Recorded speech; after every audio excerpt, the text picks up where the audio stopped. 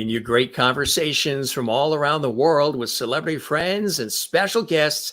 This is the Jim Masters Show, entertainment, lifestyle, celebrity talk show series. I'm your host, Jim Masters, reporting for duty. How's everybody doing today? Hope you're doing well. Thanks for making us a part of your day. Thanks for joining us here at JMS. We love hearing from you. We love all the interaction. We love all of the comments, the likes, the subscribes, but more importantly, you tuning in and enjoying the entertainment, information, and all the cool things we deliver and have been delivering with thousands of episodes of our series and more to come. Thanks for being with us. We welcome you to our show. Got an amazing guest who's joining us. He's actually out in beautiful Cape Cod, Massachusetts right now. He's with his family, and not too shabby a place to be about now this time of the year, and is a beautiful place. If you've never been out to the Cape, it is really a place you must visit. And I am very honored to welcome Robert LaRoche to our show. Singer, songwriter, extraordinary guitarist, and the front man, founder of The Size, one of the founders of the great group The Size. And we're so excited to have him here. He's going to join us in just a second, again, from Cape Cod. You guys can, of course, interact during the show as well. Feel free to say hi. Let us know where you're watching from. Let me tell you a little bit about our guest. He's got new music out, too, which we're excited to tell you about. Singer, songwriter, guitarist Robert LaRoche began performing professionally at age 15, originally from Western Massachusetts and the greater Springfield area. If you know Springfield, home to the Basketball Hall of Fame, among other things. He's just north of that in Holyoke, Massachusetts. Robert formed the pop power sensation The Size in 1982. So yeah, he's been doing this for a long time. And of course, you guys may know and have a lot of their music in your collection. The Size, of course, a very popular group with a fantastic sound. And again, even still performing today, too, together. Here's some cool shots we dug up over the years of, the band performing and still doing their thing on stage today. But lots of great music. Again, one of the founding members of that fantastic group back in 1982. That went by in a New York minute, didn't it? 1982. And here we are talking about this year. Again, he's an amazing powerhouse of musical entertainment on so many different levels, and he loves what he does, and he's so interactive with the audience. After 10 years of touring the college club circuit of New England, The Size were signed to Virgin Records and then released their debut CD, What Goes On, and that was back in 92. And that disc received fantastic reviews, and the single Think About Soul was a staple on modern rock charts throughout the summer of 1992. And the band toured America extensively with such acts as the Spin Doctors and the Gin Blossoms, too. And their second release, Different, was released in 1995 on the New York City indie label Big Deal Records. The band, they disbanded in 96, and Robert moved on to his next career as lead guitarist and co-writer for Austin, Texas singer Patricia Vonne. Now, Ms. Vonne has released 7 critically acclaimed CDs on the independent label Bandolero Records, toured Europe numerous times, where they built a loyal, ever-growing fan base. Robert and Vonne have also performed at the prestigious jazz festivals in 2013. Of course, they've been all over the place, which I think is fantastic. They were awarded the Critics' Pick for Best Live Performance. 2015, Robert released a solo debut CD entitled Patient Man, recorded in Austin, Texas with producer Darren Murphy. The 11-track disc sparkles with a gorgeous Everly Brothers style harmony and also finely tuned pop sensibility. The songcraft is based firmly in American roots music, influenced by people like Buddy Holly and Del Shannon and the aforementioned Everly Brothers. Each track on Patient Man is filled with endlessly memorable hooks, bathed in warm and honest production. The Size actually regrouped in the summer of 2016 to record for the first time in 2 decades, which is something really, really cool to know. And again, I encourage you to pick up the music. You can get it on Spotify too, the music of The Size and Robert's music as well. They came back together in 2016 to record the first album in 2 decades. The subsequent release, Wait on Another Day, came out on the New York City indie label OMAD Records. And in November 2017, that happened. The disc received glowing reviews internationally. And in 2019, Austin singer, songwriter, LaRoche had released 1,000 Shades. This 6-song EP, bursting with irresistible hooks and signature harmonies and mesmerizing vocals, that was backed by many of the top musicians in Austin, Texas. Austin, I've been there a couple of times for television work. It is a great city for music. And there's a couple of streets there. You walk down the streets and all the doors of the bars are open, and you hear, and clubs and venues, and you hear music coming out of all of these different venues, all different kinds of music. And it really is, it's something. Here is 1,000 Shades. And this was the album that is the album we're talking about. But there's more new music that just came out that we're excited about as well. In 2023, well, guess what? The 10-song CD Forevermore, produced by Oscar-winning songwriter John DiNicola, has come out. Now, interesting, too, because you may remember just a few weeks ago, we had John on our show, and it was an epic conversation. And we talked about his terrific career and the monumental music he's been responsible for. So, yeah, he's been working. Our special guest, Robert, has been working with John and putting together some really, really cool music, which we're going to be talking about. Matter of fact, here's a shot of them, or him, actually in the studio there with John. Yeah, and a little friend there in front. We'll talk about who that is in just a second. But again, coming to us from Cape Cod, let's welcome our very special guest, singer, songwriter, frontman for The Size, and so much more. Incredible. Robert LaRoche is joining us, and here he comes, gang. 3, 2, 1. Boom, there he is. Welcome to the Jim Masters Show, my friend. How are you? Good afternoon. I'm well. Thank you for having me. Oh, it's so great to have you here. And as I mentioned, you've been working with Patty Vonne as well, which is that's a great relationship, and have knocked it out of the park with her as well. But you grew up, you're a Western Massachusetts boy. You grew up in Holyoke, just outside Springfield. And early on, what were some of those influences that turned you on to music, and specifically this genre of music that you're so specialized in and so good at, Robert? Right. Well, I mean, I'm the youngest of 4 children. And so my older brother and I shared a room. He had a pretty extensive record collection. My sister's room was just right down the hall. They also shared a room, and, we're constantly playing 45s, vinyl 45s. That and, AM radio was, in the 60s was pretty strong. It's pretty good.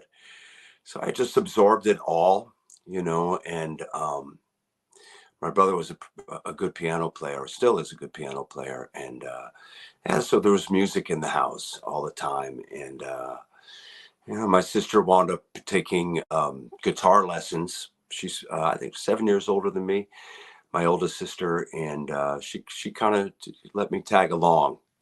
I think I was 12 years old, and this was in the neighboring town of Northampton, Massachusetts.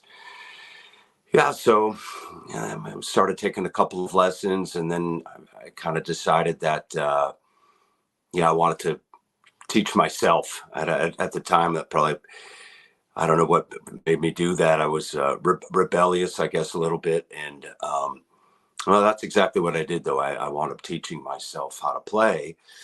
This was long before, the internet and YouTube. I just bought the guitar chord books that were available. They're still available.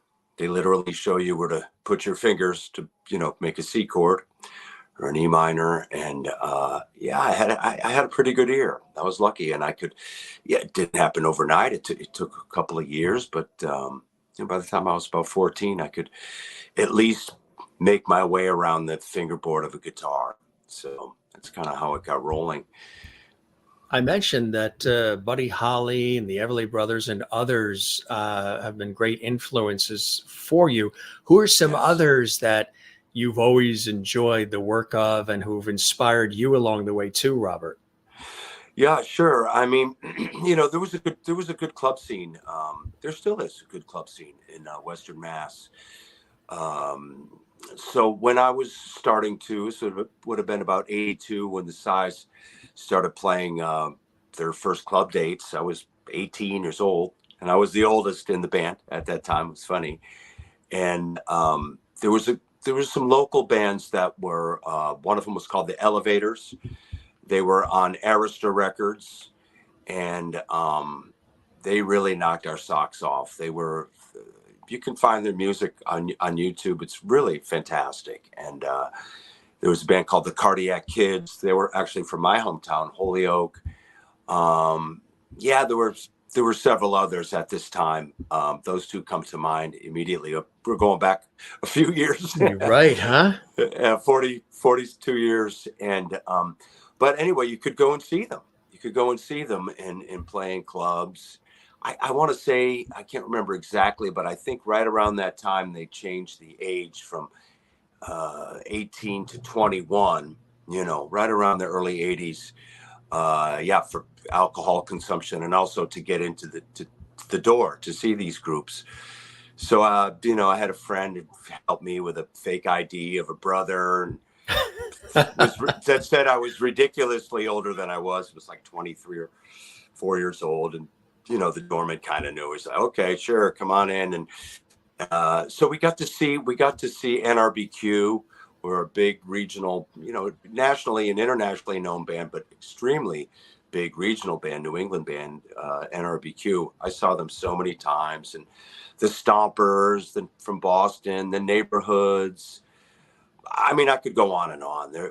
So what I'm getting at is we were really actively going to see live bands as much as we could every weekend, and wanting to aspire to be as at least as professional and as good as they were. And I don't know how successful we were, but that was our goal. And also was an inspiration to see all these bands performing original material.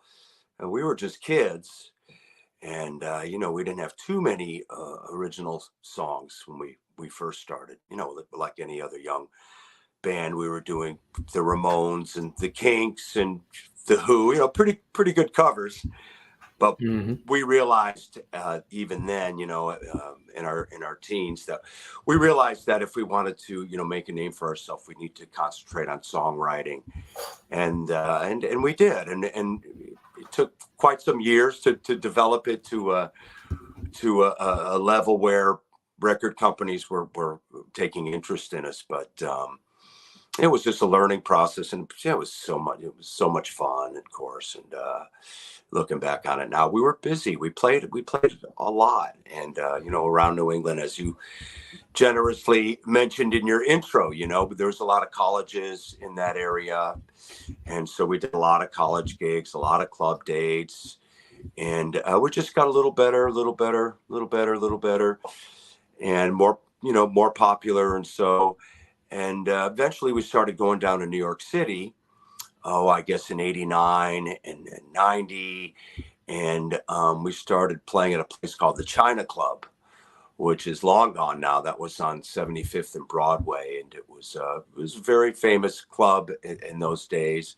They had them in several other cities. It was like a big deal, Chicago and Los Angeles and so on. And of course, we were playing the one in New York. And we got quite popular playing there. And the gentleman that sort of discovered us, his name is Tommy Allen, and he was the booking agent of the China Club. And he at that time had a production company with, as you mentioned earlier, another gentleman named John DiNicola from Dirty Dancing fame, songwriting fame. And those two guys had a production company, and they took interest in us. This is over probably a 2-year period. And then we wound up signing a production deal with them, and they recorded a bunch of demos, and they in turn shopped those tapes to the major labels. And that's how we wound up getting with Charisma, which was a Virgin subsidiary. So you've known John those many years then, huh? Yeah, yeah, I've known him Wow. for since the summer of 1990. Yeah. Yeah, yeah, long time, and all these years later, it's kind of crazy, but it's Full just a good, circle, yeah, right? it's really come full circle, and that probably wouldn't have happened if I wasn't here looking after my mom, Right. because I've lived in Austin, Texas, and as you also mentioned very kindly in your intro, that I work with Patricia Vonne for it's been 27, 28 years now. And so I've been based in Austin since 2001. And but what brought me back to my home state is after my father passed away in January of 21, my mom needed some assistance. She couldn't live on her own. My dad was kind of her caregiver, and then when he passed, so my siblings and I have, it's been over 3 years now, have been taking care of mommy, and happily so. She's doing great. That's a beautiful thing, I tell you. What's her first name?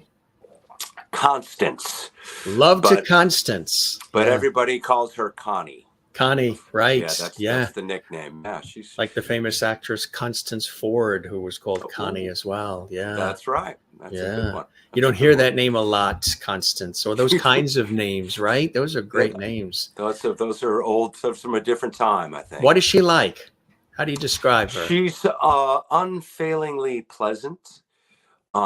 She's she's when she's going to be 93, so her physical stature is not what it once was. When not how I remember her as a robust mom of four. She's a little old lady now, and frail, but but very, very But happy. still Very, has the very twinkle in the eye, right? boy Yeah. does she ever. Mm, Yeah, she yeah. really does, and she gets out every day, and you know, we do stuff. Yeah, we do stuff. Family first, always, right? Family first. Without a doubt. I would Without a imagine doubt. the folks and the family, she, your father, and the family probably very excited and rooting you on over the years and proud to see the Mm, successes that you've had along the way. I would say that's true. I mean, I'm lucky they were extremely supportive.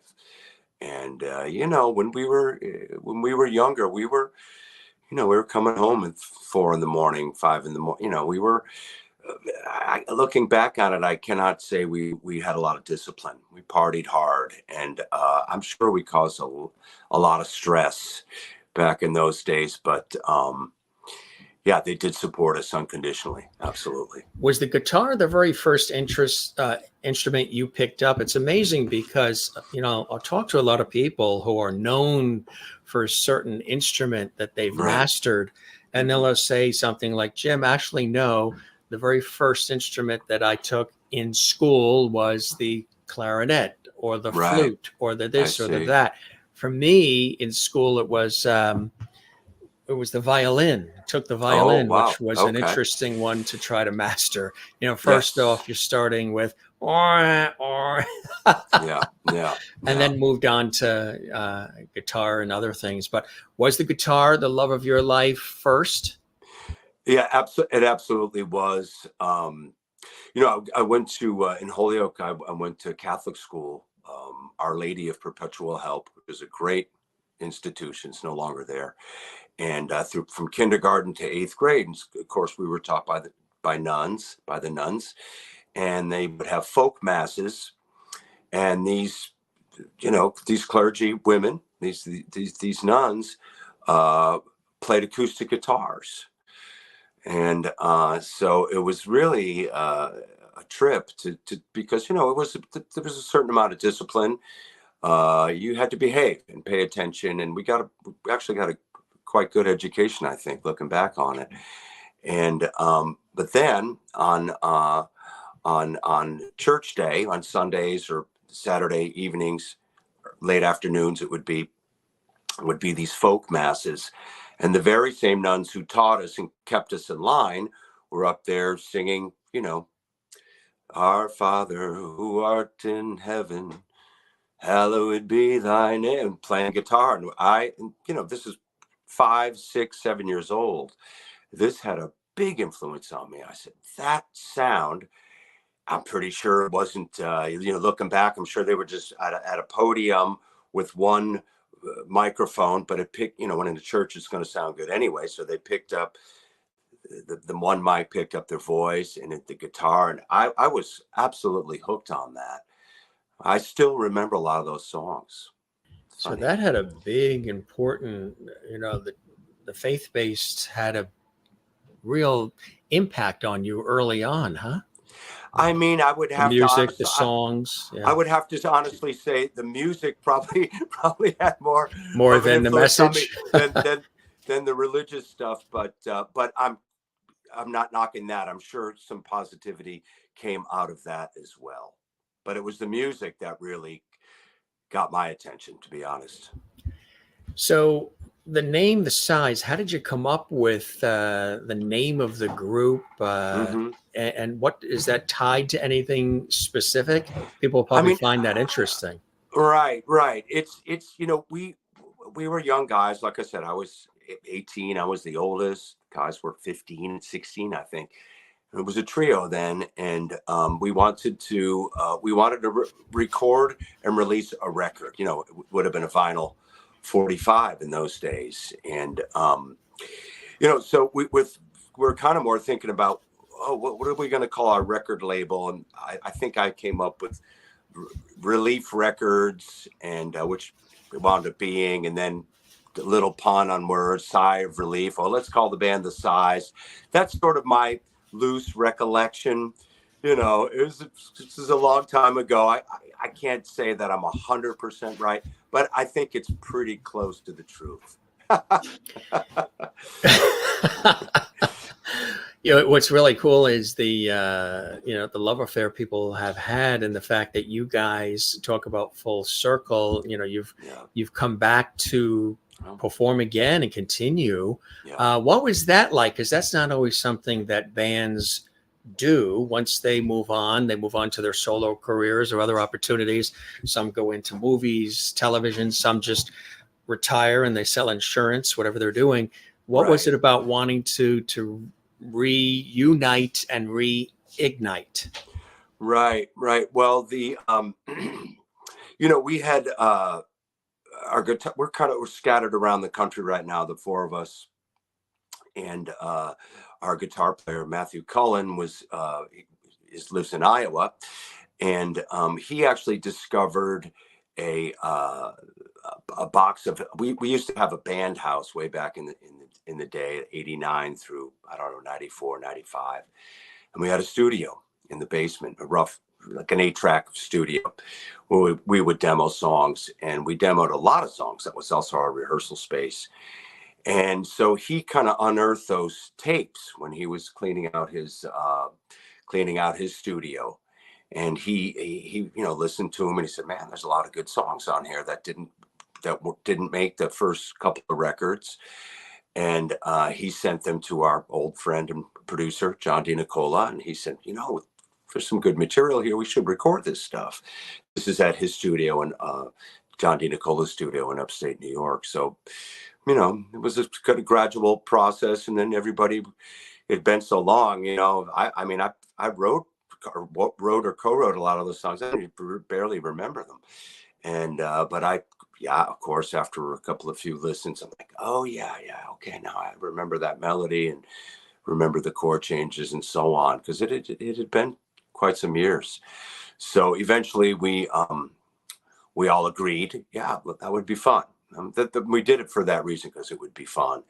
And so, as you mentioned in your intro, we recorded, I believe, I want to say it was the end of 2016. And that record came out, Wait on Another Day, came out on OMAD Records, the same label that I'm on now. That came out in 2017. And that kind of was the impetus for us to, okay, let's do, not a lot of shows, like one a year, something like this. And we played as recently as last summer. It was the last time we played, summer of 23. And oddly enough, we shared the bill with our old touring buddies, the Gin Blossoms. Wow. And that was interesting. It was a really good experience. So you've had an opportunity in your career to not just travel, across America, but tour other parts of the world too. What's that experience like? And do you enjoy the touring part of it all? Yeah, I sure do. And that came later in my story, after the size, and that was through my work with Patricia Vonne, who I'm still working with today. She's out of Austin, Texas, and a fantastic artist.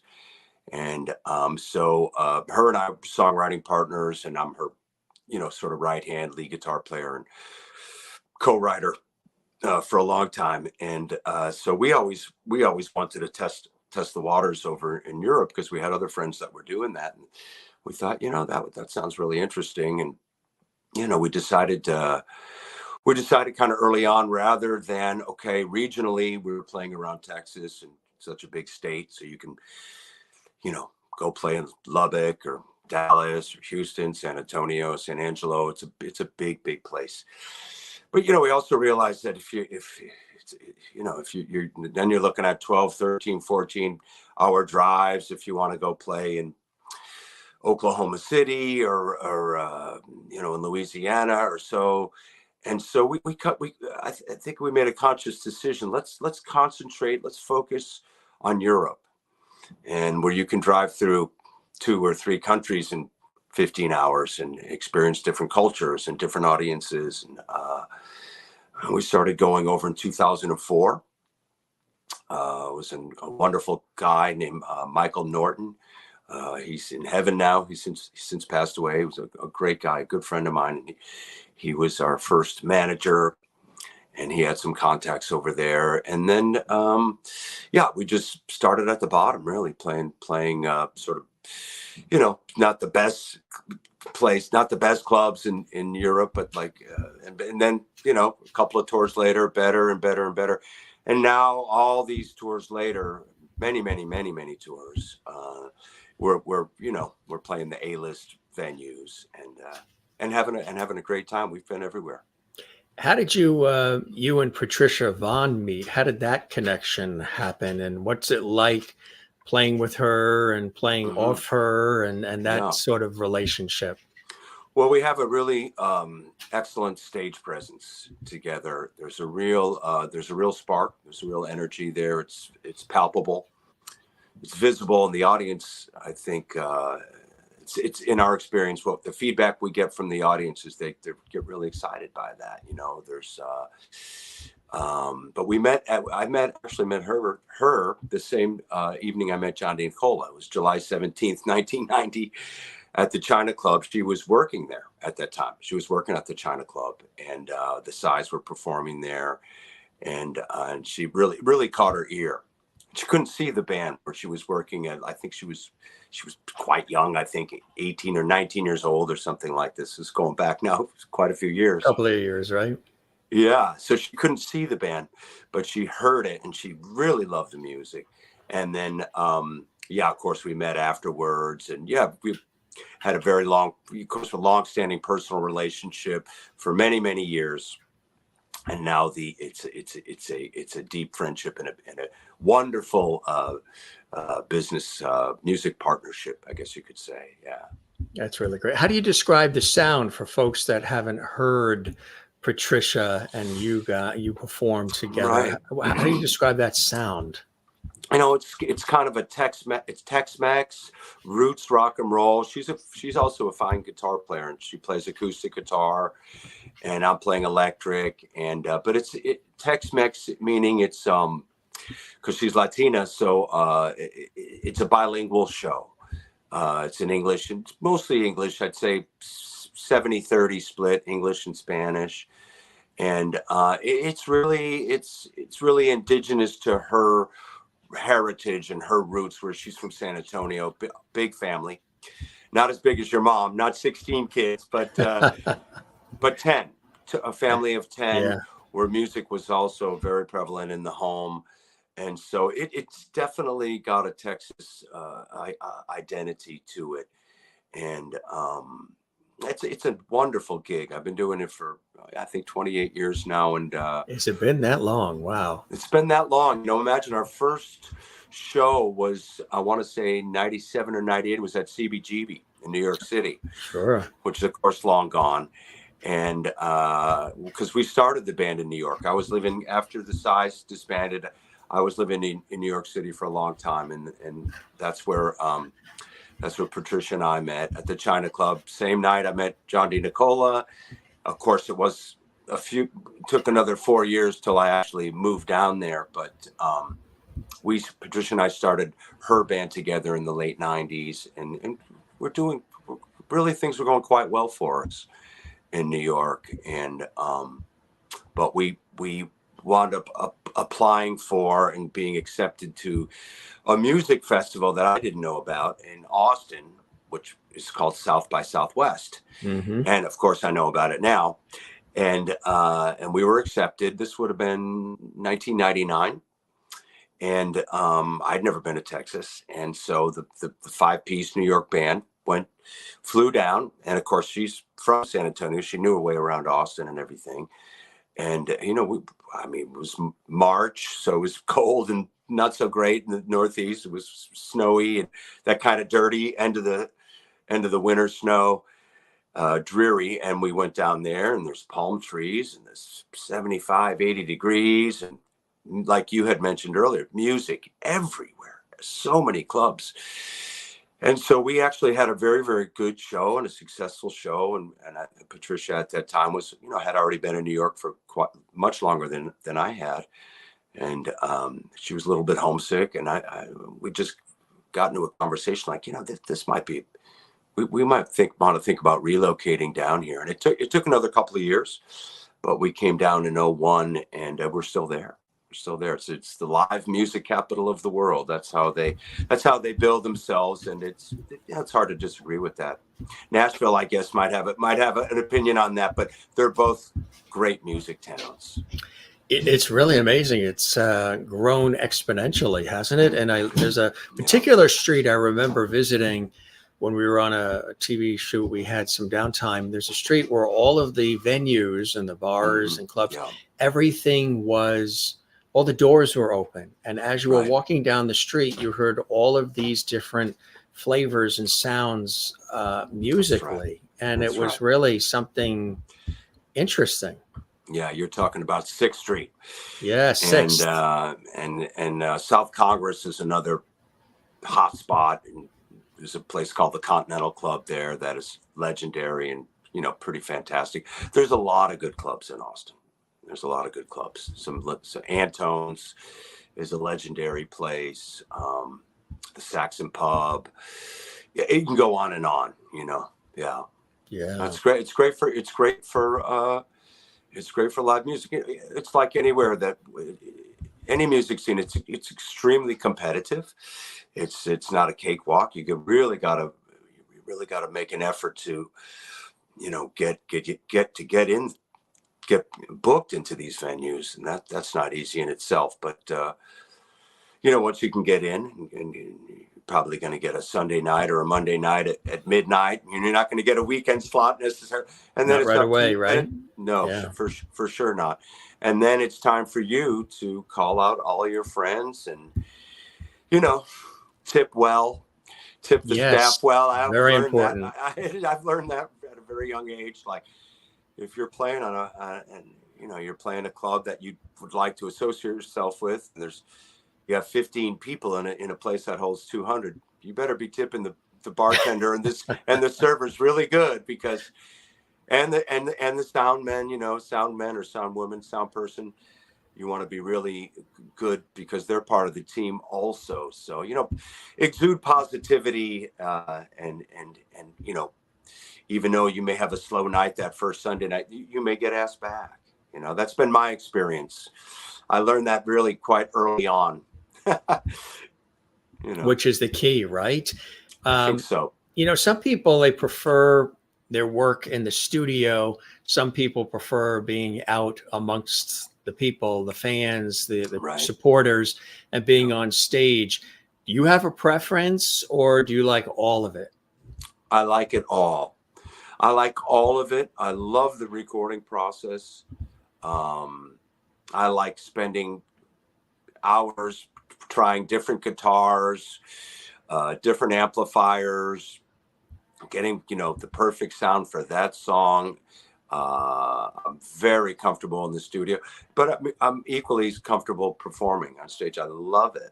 It's still the best buzz, um, you know, that I have discovered.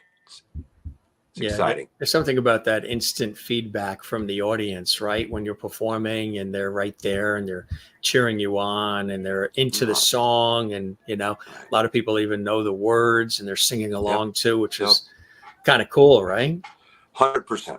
Yeah, I still enjoy it so much. And Patricia and I are going to be, and our violin player David Perales, who's like a genius, great accompaniment.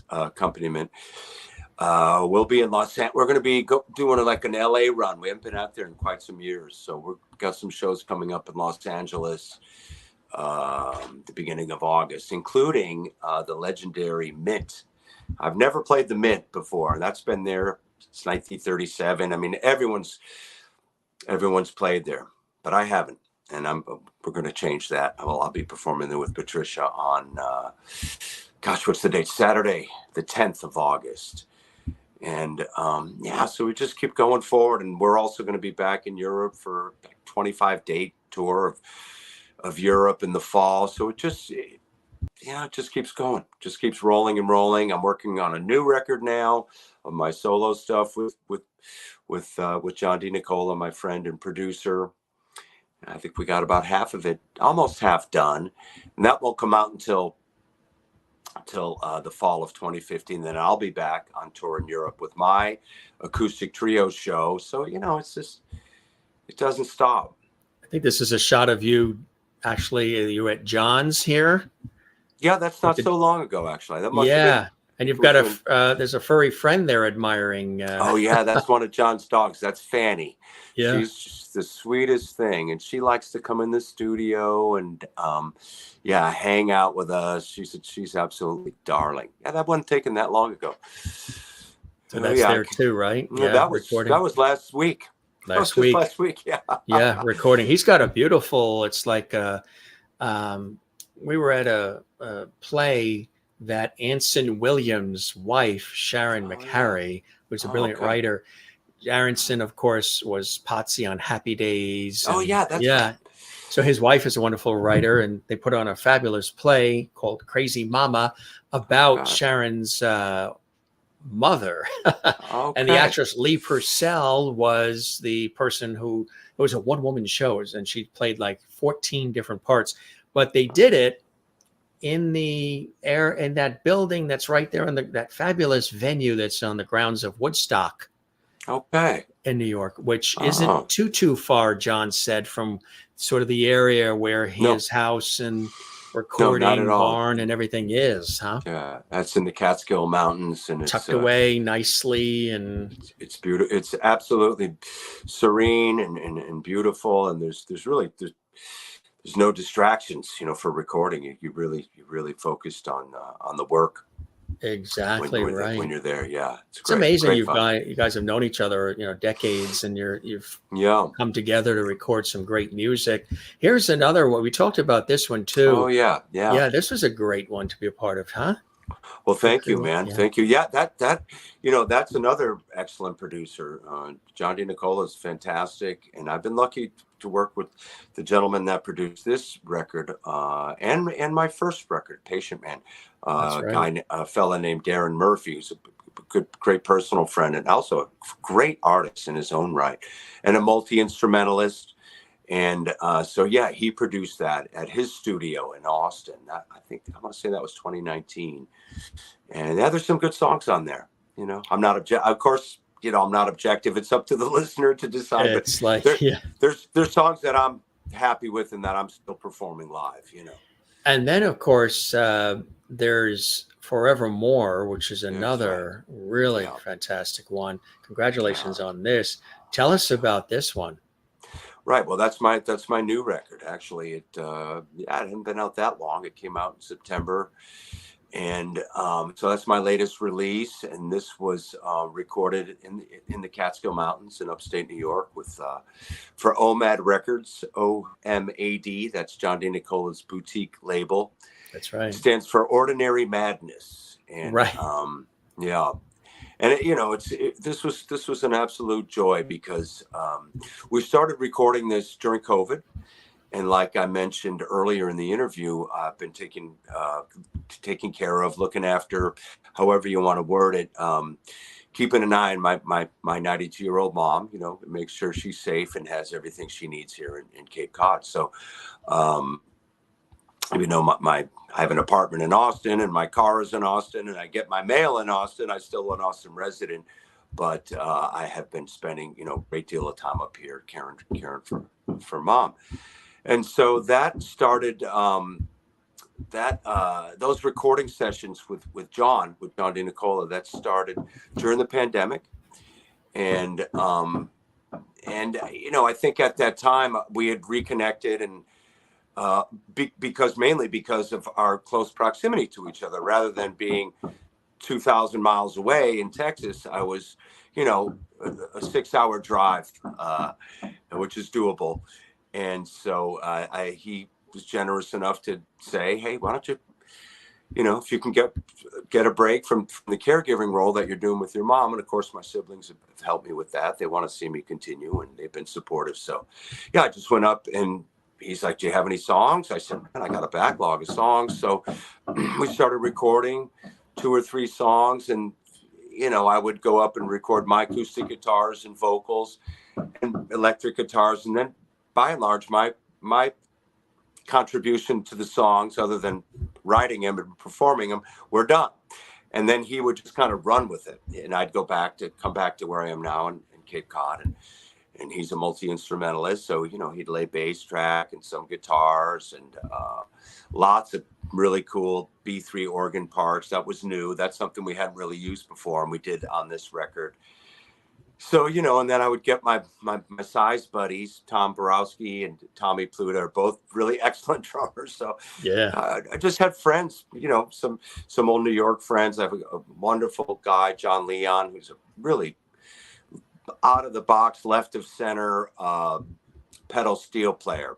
He's really great steel player, but he's not so cookie cutter, and so he's played on it. And yeah, I can't think of everybody right now, but I've had other great contributions just from friends, longtime friends. And naturally I was using guys in this area because I've been back in the Northeast, and when I'm in Austin, I've got the A-list Austin guys that I would hire, to come in and play cello on a song or violin or something like this. So it was a very gradual record to make. We weren't really in any particular hurry. It must have been 6-7 sessions, and then at one point John said, I really like what we're doing here. Why don't I release this on my label? And I'm like, yeah, let's do that. Because up until that point we hadn't really talked about. We were just recording songs. We hadn't really talked about a release, and excuse me. So that's kind of how it happened. I'm lucky. I signed with his label, and that's been a really good experience, of course. One of the hardest things they say when putting, a CD together, an album together, is deciding what to put on it. You got to narrow. Right. Sometimes you got like 30 songs, 40 songs, and you're trying to narrow them down. How did you decide what songs to put on this CD? And tell us about the flavor of the album, and the Forevermore, the meaning of that. Right. I wish I could say I had 30 or 40 to choose from. I didn't have that many, but I had more than what we needed. And, I write for my own solo project, my own solo career, but I also write with and for Patricia Vonne. So some songs might be better suited for her, and some better for me. So, I might have had 15 or 20 songs, but some of them I felt like would be better served with her sort of genre. What kind of music is Forevermore? I would say it's, mostly acoustic based. Of course, there's electric guitars on there, but it's not I wouldn't describe it as a rock and roll record. It's kind of a roots rock, Americana, acoustic, heavy on the acoustics, and then with, some really tasty electric parts on there. Lots of harmonies, of course. That's kind of my MO. And, listening to the people that inspired me, of course, the Everly Brothers being the really big one. So there's a lot of harmonies and kind of short, concise songs. There's a couple over there that go over 4 minutes, but there's quite a few of them that are 3 minutes or less, out of those 10. I'd have to go back and look, and I can't think of which ones right now are longer than the others, but generally speaking, the songs aren't so long. They're kind of concise, and I don't have long extended guitar solos or anything at this point in my career. It's kind of a less is more approach, if you will. So would you say, has your style morphed with time? How would you describe sort of that transformation and that progression and the creation of the music and the sound? Right. Well, I was born in 1963. So if you do the math, of course, in my younger years, it was more geared to rock, just rock and roll. And, now as the years have gone by, I would say it's more towards what I would call singer-songwriter kind of music, they still a couple of songs, a few, they still rock, but maybe in a little bit of a more subtle kind of way, I guess it would be the best way to describe it. It's hard to, I'm so close to it that I can't really be objective. I kind of let the listener decide. It was just recently, about 5-6 weeks ago, OMAD Records did a radio campaign for the Forevermore album. It was funny, really, because it was charting, which was great on the roots rock, the non-com roots rock radio stations in America, and it was on the Americana lists and also the country / roots rock. And I thought, well, this is kind of a cool deal because it's sort of crossing genres. And so I think if people can't really put a finger on, can't use one word to describe it, that might not be a bad thing. Exactly right. It is what they take from it. A lot of times that happens with art, with music, with painting, sculpture, whatever it is.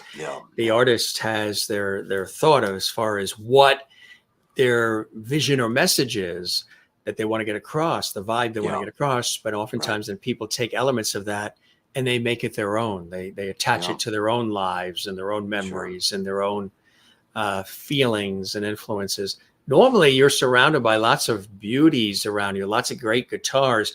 You do have one that's sort of tucked quietly in the corner there. It looks like it's like taking an afternoon nap. Tell us about that beauty back there. That is my Black Beauty. That is a 1966 Rickenbacker 330. And I've been playing that guitar for, over 40 years. That's my baby. And that's what I use live with Patricia Vonne band, of course, all the years with the size. And, that's my go-to. That's my number one guitar. That's a gem.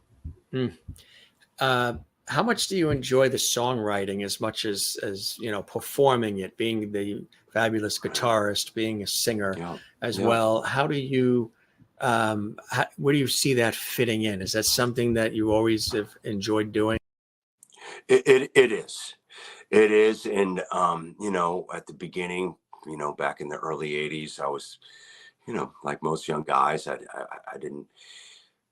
I was just going on vibe, going on instinct. I'm sure I can't remember 90% of those songs now. And as the years have gone maybe by, 85%, right? maybe. Well, it's funny because the Size still perform a song called "She's Not the Girl I Used to Know," which was popular with our friends and fans, and that's the song that we released as a vinyl 45 in the fall of '82. But as far as songwriting goes, over the years, it's like any craft, I guess. I don't distinguish it so different from being able to build chairs or build tables. You get anything, you just get better and better and better at something the longer you do it.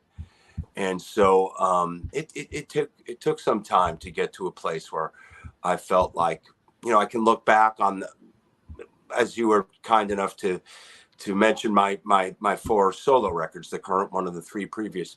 I can go back and listen to those and be like, yeah, I'm comfortable with that. I feel good about that.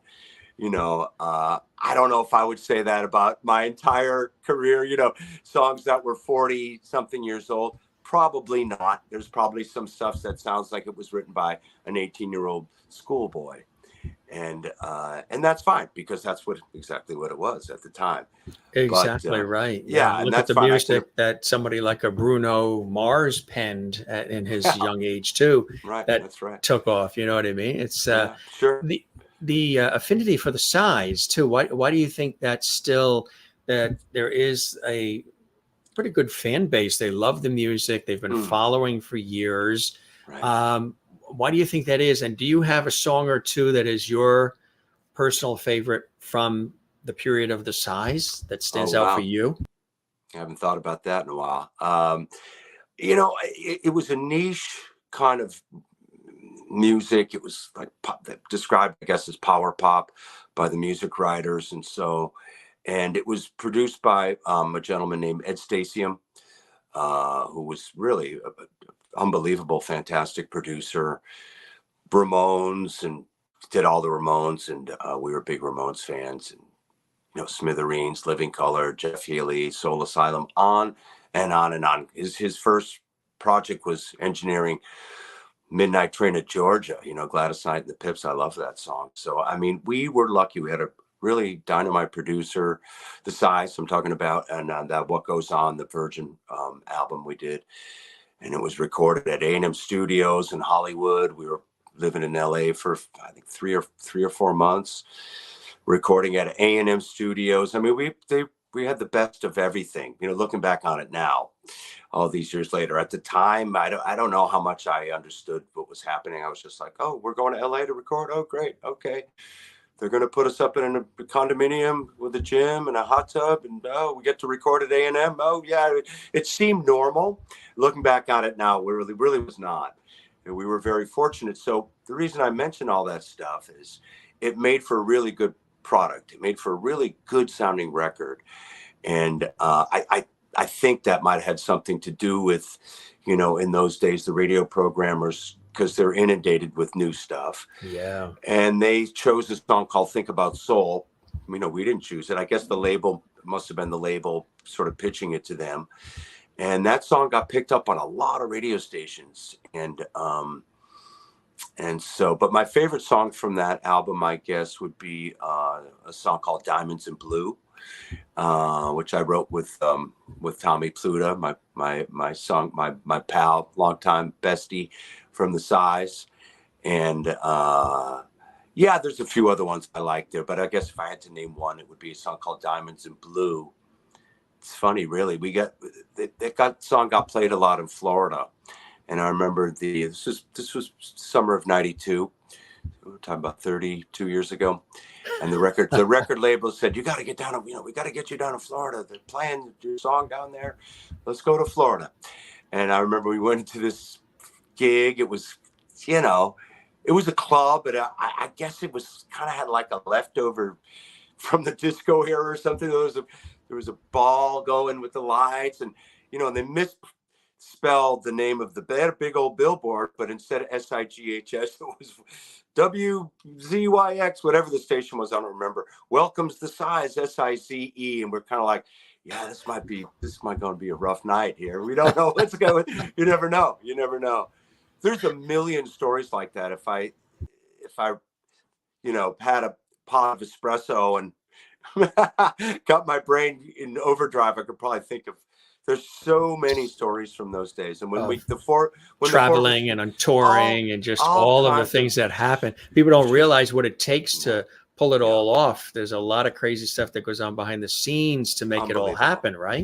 Yeah, we're not unique. It's every band that gets a shot, and we did get a legitimate shot. We got in the batter's box, and yeah, it's not just us. Every band, you're like become a family, and then and then of course, when we do see each other, you're all these years later, which isn't often, you know, someone will pull out a story and they're like, "Oh man, I forgot about that night. Oh, now I know why. I want to bury that." We all have dirt on each other. Let's put it like that. Exactly. Yeah, The music industry obviously has changed greatly from then till now, and you're really so. still in it, and you're still performing, and you're Yeah, with Patty Vonne, and you're still doing your own thing as well, solo. right, right. Um, what are some of those market vast differences you see in the music and the way music is available to people, and the Hmm. whole streaming thing? It used to be the Right, big right. radio stations and, Yeah, all the merchandise and the tours and tickets, and a lot of it has just completely changed now. yeah, yeah. How do you feel about that? And what's some of the things you like or don't like about some of the ways that it's changed? Yeah. Well, I mean, first of all, as anything that changes, as an artist, you have to change with it. You got to change too, right? I'm not going to stop doing music. That's what I am. That's who I am. Going to keep on doing it. So the streaming services, of course, have become, equally as important as retail sales. There's less music stores. Of course, we still sell sell them online, sell CDs online. You get all my CDs at OMED Records or my website, Robert LaRoche Music. But there is absolutely a less of an opportunity for actually uh, retail sales. I sell a lot of CDs at gigs, but the Amazon and all the streaming stuff, and I'm so grateful that I don't have to take care of that. The record label does that for me. I don't consider myself tech savvy in any way. Uh, so I know we're not going back to rotary phone days, and I miss that sometimes. But and I do my best to embrace technology, but I'm so thankful I don't have to be a businessman also. And that's one of the great things about having the record label OMED Records out of New York City. They take care of all that stuff for me. So my music is available. How's it changed? I mean, there's it seems to me, and it's just my opinion, and it doesn't mean I'm right. There's less opportunity to get played on the radio these days. It used to, I don't want to say it was ever easy, but it's a more formatted, radio stations are more formatted now. There's less opportunity for new artists, or even established artists like myself that have been around for a long time. And so you kind of have to go to the non-comps, the non-commercial stations, and God bless them, thank God they're still doing playing new music. And even if you look on a playlist of a non-com station, I'm sure they have one in your area where your listeners are. And if you look at the playlist of top 40 or 50 songs, I'm willing to bet at least half are on Sony or on a major label. So even the big boys are struggling to find a place to put their artists. In other words, they're not necessarily getting on the mainstream top 40 stations anymore. And yeah, so it seems like that era is kind of gone. But like I said, you got to change with it, and you got to find ways to make it work for you, to get your music out there. And I'm not bitter. I've made peace a long time ago with it. This is what I do, and I love it. And as long as I have enough to pay my bills, and to me, that's success. I've modified over the decades my definition of success. Right. It's amazing how that happens, Yeah, yeah, right? really. In Yeah, the as long as beginning, I'm. it's this major sort of, Yeah, take it yeah, all on, yeah. That's and right. That's yet, right. and then you sort of fine tune it a little bit. Yeah, 100%. And I feel, to be honest, Jim, I feel very blessed. I'm still touring Europe, and releasing new music. I've got a really cool record company behind me, and yeah, it's a good situation. And Plus the memories also, with the size too. Like you say, you got into the batter's box, which that with all of the craziness of what that entails, not yeah. everybody gets that shot. And at that early age too, where Hmm. you're sort of just it's Yeah. all, exciting and the whole bit. And during that time period too, Yeah. of like the Yeah. 80s and 90s, it Right. was just when people really fell in love with you, they were there, Yeah. Yeah. Yeah. solid. They still are Yeah. today with artists, but there's something Yes. about those time periods then that it was just these were major events. Yeah. Yeah. Live music, and it is, and live music is still a great way to bring people together. And I still get excited, if I see a band that I like, and it still fires me up to, restores my faith in rock and roll and in music and in general. What are some other things that are on that bucket list for you that you'd like to do that maybe you haven't done yet that Right. you got on your radar? Right. I spend a lot of, I spend a fair amount of time overseas touring with Patricia Vonne, and my own tour in Europe. And of course, done most of Western Europe,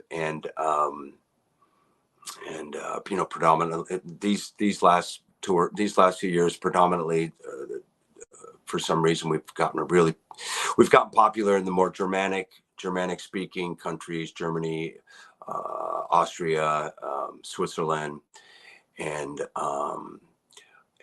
which are all fantastic. And but we've done them all. France, Netherlands, Belgium, Italy, Poland, on and on and on. Scandinavia, UK, and they all have their own great attributes, and they're all absolutely different. So, the long way to answer your question is, I'm a little bit now curious to go, if possible, if I can find a way to combine art and business, because it is a business. It It's is, yeah. expensive, a little bit expensive to tour, and I'd like to get a little bit further east now. As the years go by, I'm a little bit curious to, play in Hungary. I'd like to play Budapest. I'd like to play Bucharest in Bulgaria. I wouldn't mind playing Croatia. These are the kind of things that are on my, as you mentioned, bucket list. I'm not there yet. We're booking a tour right now for my acoustic trio, which I do for next fall. And so far, we have shows in Germany and Austria, and we're talking about possibly going to Switzerland. So I don't know if I'm gonna reach that bucket list goal in 2015. But if I'm still standing, I'm still got my health. This is something that interests me, to get into these places that maybe haven't, had a lot of exposure to American music, so Texas singer-songwriter stuff. And yeah, I'd be real curious to see how that works. Have you and do you have a desire writing music for others, whether you're not the guitarist or the Uh-huh. singer, but music for others and things like film scores and, Mm. and other Mm. type of music? Have you thought of dabbling into that world? A bit. I mean, I am between writing songs for my own solo career and with Patricia Vonne. That does keep me pretty busy. Um, yeah, sure. If I ever not had an opportunity from a publisher, in my younger years, I was with Virgin Music, and that was cool to have somebody plug in your songs. Yeah, I don't know how much. Yeah, I just don't know how much opportunity there is out there right now for a 60-year-old singer songwriter. Maybe there is. If somebody approached me, and yeah, I would 100% be into it. But thankfully, I'm never bored, Yeah. because I'm always writing. I always have at least one or two or three songs for myself. And as I mentioned earlier in the interview, there's some songs I play, I'm like, that's not really what I'm doing, but that would work really well for Patricia. So, we've covered a bunch of songs. We're actually writing some songs right now for her next studio CD. So, but yeah, of course, any opportunity that came to, I have absolutely no doubt. If someone said, write a song about red balloons, I could write a song about red balloons, no problem.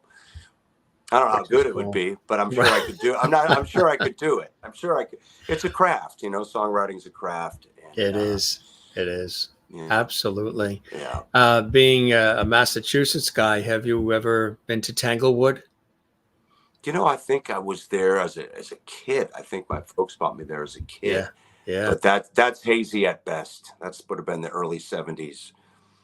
Do you know that that's actually a great song title? That's Hate Hazy at best. Best. Yeah. Yeah, yeah, You know, yeah. Sure, sure. I'm sure a lot of people could connect with that. I used to remember. I used to remember it all. My memory is the best. No, I used to remember it all. What are we saying, hazy? I used to memorize it all before the cobwebs came in. Let's see. I'll have to work on that. Yeah. It's all tangled in the wood of my mind. All tangled, all tangled in the wood of the West. Yeah. See, he's thinking of a song right now, live on the Jim Masters Show. Not a particularly good one, but the point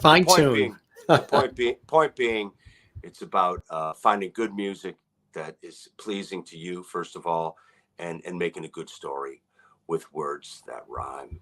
It's storytelling. It really is. And we've been mentioning often on this series that music is a great healer. Music brings people together. It's a universal language on many levels. I'm a big, collector of it and fan of it. And we always have it on in the house. And I love when music, I say it often, bounces off the walls of the house. I don't necessarily need the speakers right at me. I don't mind the music coming from behind me and overflowing and bouncing off the walls and flowing through, I love that sound, and, it's a great healer, and people turn to it. I don't smoke, but I've always said to people, music for me is my cigarette. It's my go-to. That and the ocean are two go-tos for me. That when the world is crazy and I just want to music and the ocean. Yeah, those are good ones. Those are two really good ones right there. What are yours?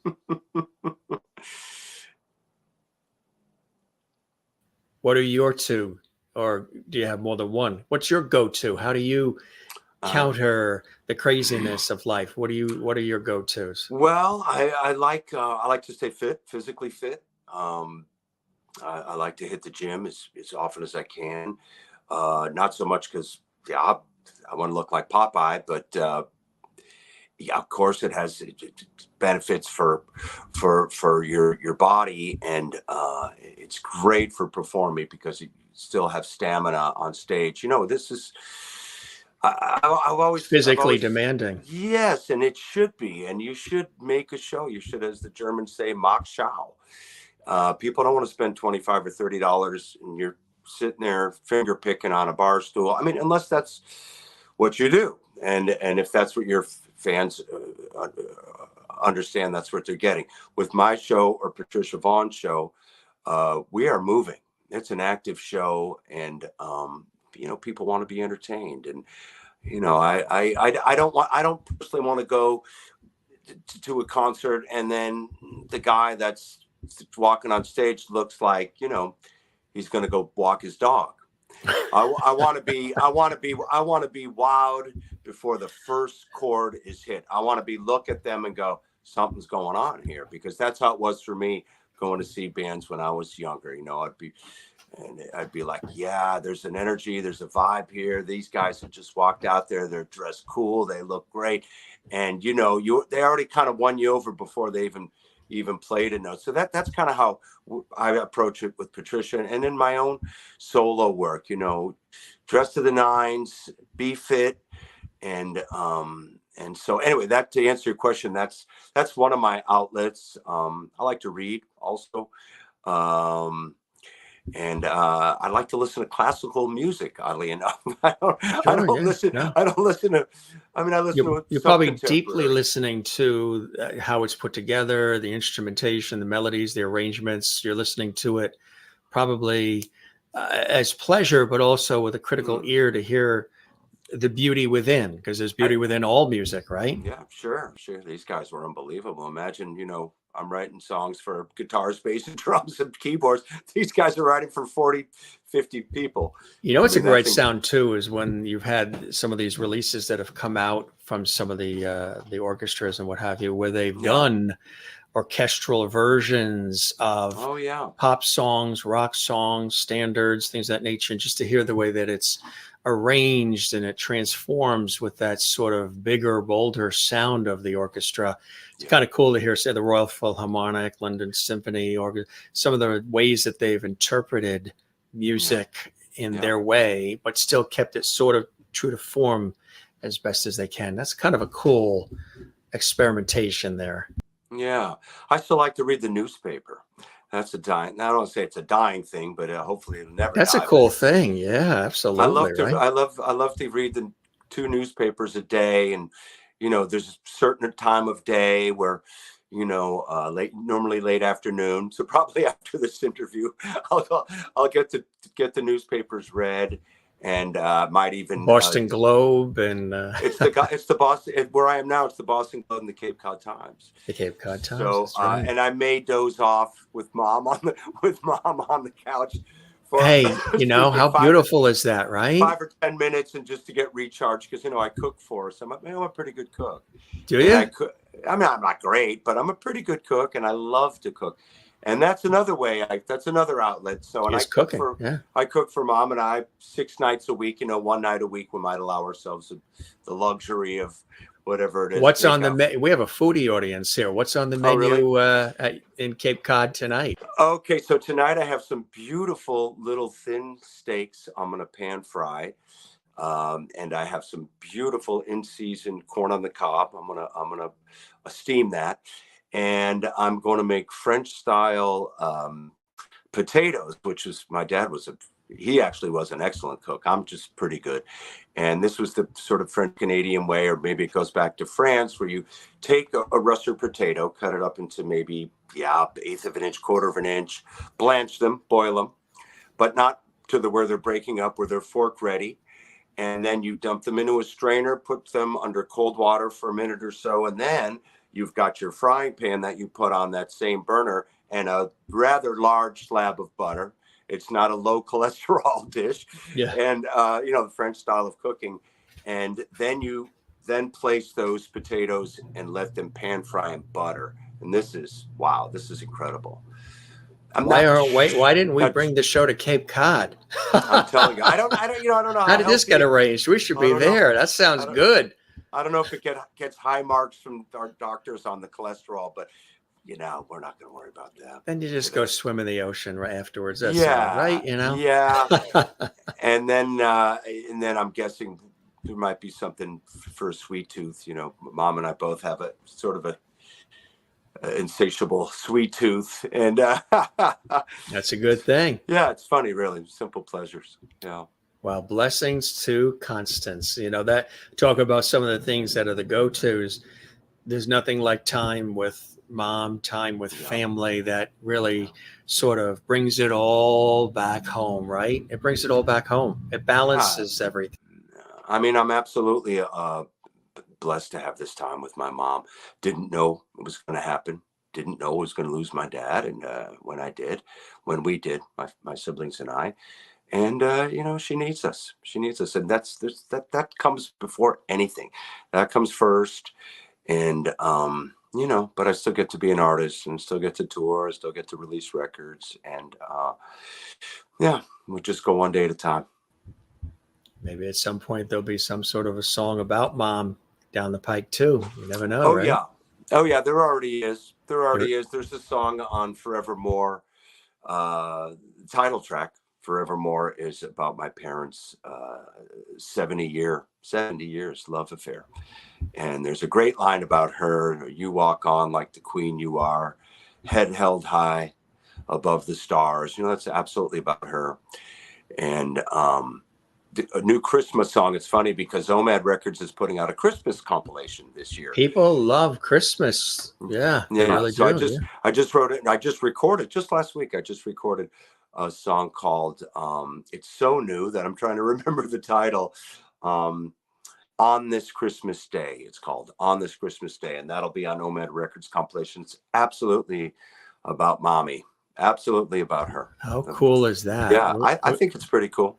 Yeah, we're definitely going to look for that. Yeah. Mad Records, of course, fantastic. And here is your website. We've been showing that as well. Oh, People thank can you. learn. It's a great website too. I like the gallery Thanks. and just everything. Thanks. It's really a well done website. And what would Robert of today Right. say to like that 16-year-old Robert, wide-eyed, excited, curious? You still are, but that Right, 16, 15, 16-year-old teen, what would you say to that version of yourself today? Well, I would say party less.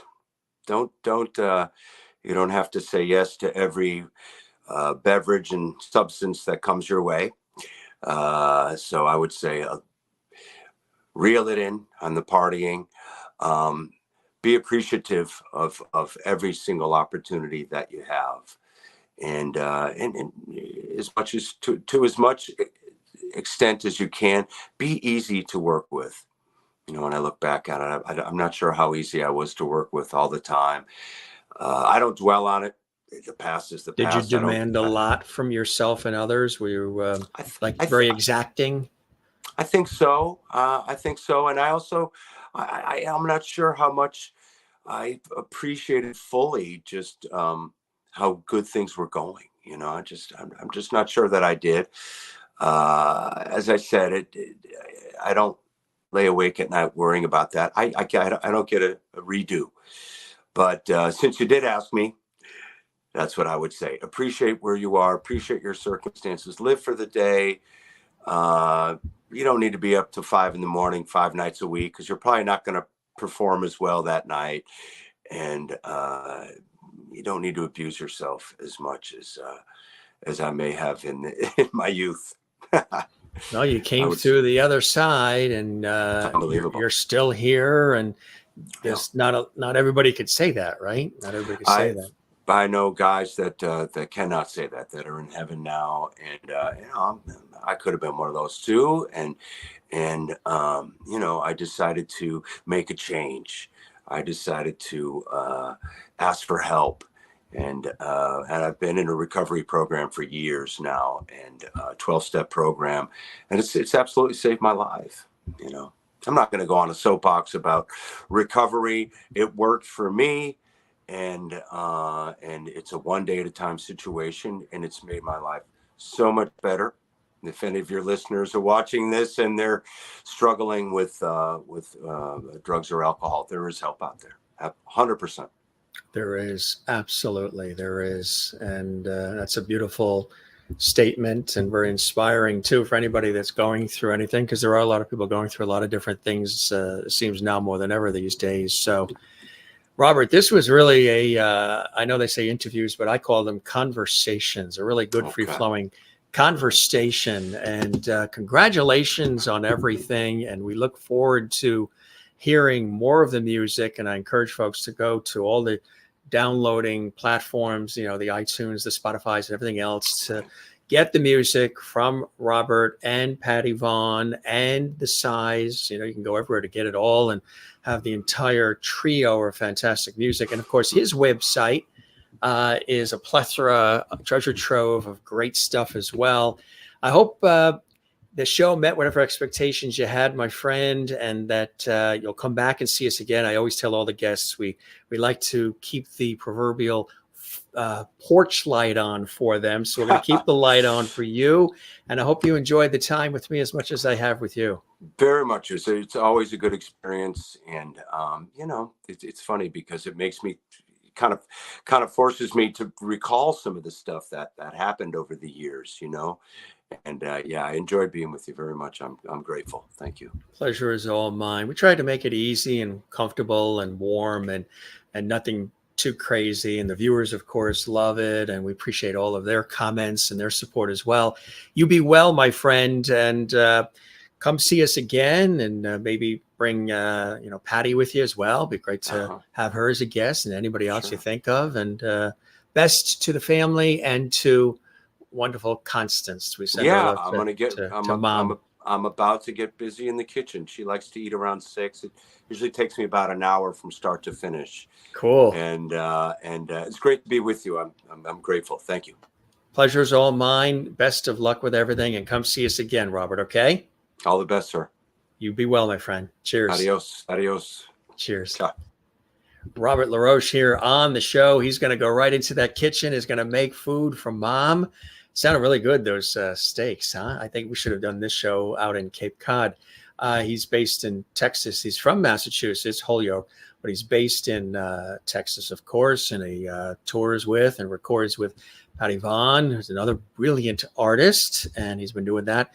Boy, he said it's over like 28 years. There's Patty and her incredible sound as well, and he teams up with her as he's done for a long time.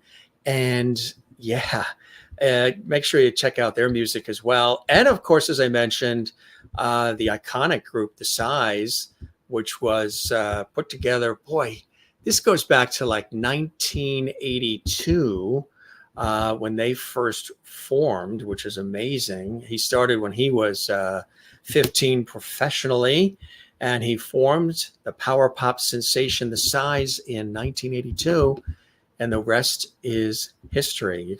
Their music is still all available again on, all of the streaming platforms and places to go to get your music. Wherever you get your music, you can hear The Size and all their great songs. But of course, he himself, and again, they like once a year or so, they get together again and still perform, which is quite cool. But Robert himself, a solo performer, as well as a member of The Size and working with Patty Vonne, is extraordinary. And again, John D. Nicola was with us recently. This is, of course, right there at John's house. But he was a great guest on our show, and he wrote music for Dirty Dancing, the movie.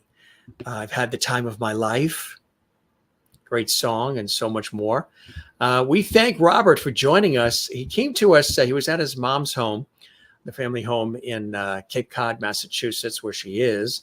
He and the siblings are taking care of her. She's 92, going to be 93, Constance. So God bless her, right?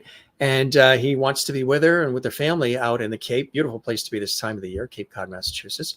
We thank Robert for joining us, singer, songwriter, extraordinary guitarist, and founding member and frontman of The Size, joining us here on the Jim Masters Show, Entertainment Lifestyle Celebrity Talk Show series. Gang, if you enjoyed this episode, we would love it if you could give this episode a like. There is a like thumbs up icon on the YouTube channel on all the episodes. Click the thumbs up, leave a comment for us, interact with us. What you enjoy about this show? What do you love about our series? Leave a comment on the YouTube channel. That means the world to us, helps our show grow. Subscribe to our YouTube channel, Jim Masters TV. And you can share the episode too. The link on the YouTube channel you can share on your social media.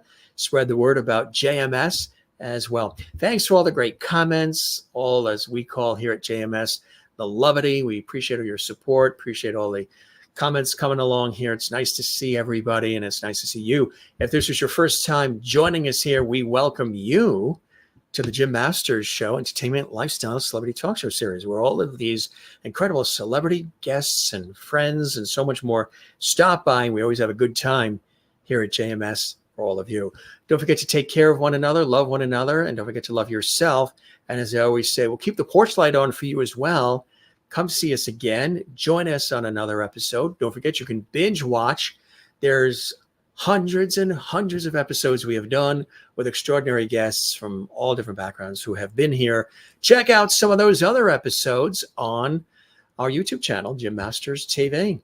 All right. Be well. Thanks for stopping by, JMS. We love you all. And we'll see you on the next one. I'm Jim Masters. Cheers.